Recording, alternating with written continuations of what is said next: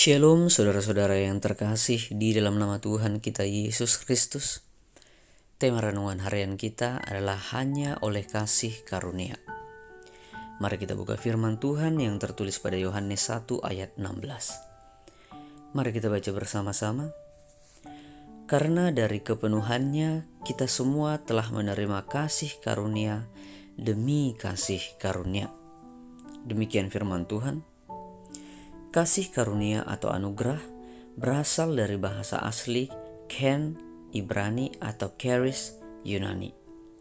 Dalam perjanjian lama, Tuhan menunjukkan kasih karunia-Nya kepada bapa-bapa leluhur dan bangsa Israel.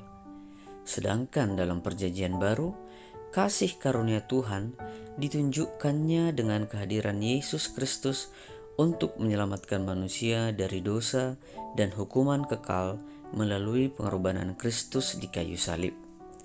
Pemberian kasih karunia ini semata-mata ada di bawah otoritas Tuhan sendiri, di mana manusia tidak mempunyai andil apapun di dalamnya. Semua dari, oleh, dan untuk Tuhan sendiri. Dengan kata lain, kasih karunia itu mutlak hak prerogatif Tuhan. Prinsip kasih karunia itu datang dari atas, dari Tuhan kepada manusia. Semua berpusat pada Yesus, Allah yang hadir melaluinya, firman yang menjadi daging.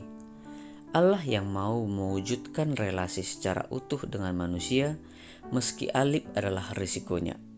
Kata kuncinya adalah kehadiran Allah secara penuh di dalam Yesus Kristus. Sebagai manusia yang hidup di dalam kasih karunia, artinya hidup di dalam perlakuan istimewa dari Tuhan dan hidup di dalam janji Tuhan. Meski kita hidup di dalam hukum kasih karunia Tuhan, bukan berarti kita bisa hidup sekehendak hati atau sebebas-bebasnya tanpa ada pagar pembatas.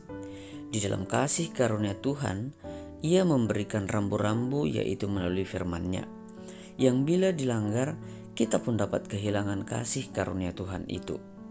Karena itu, jangan membuat menjadi sia-sia kasih karunia Allah yang telah kamu terima. Tertulis pada 2 Korintus 6 ayat 1. Apalagi sampai menyalahgunakannya.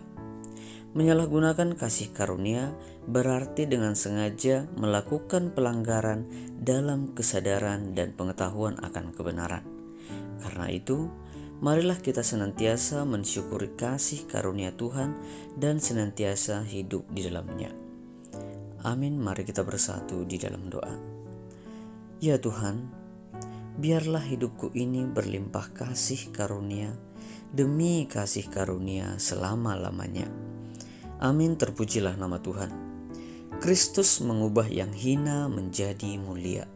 Mari kita angkat pujian dari Kidung Jemaat nomor 85 ayat 1 tambah 5.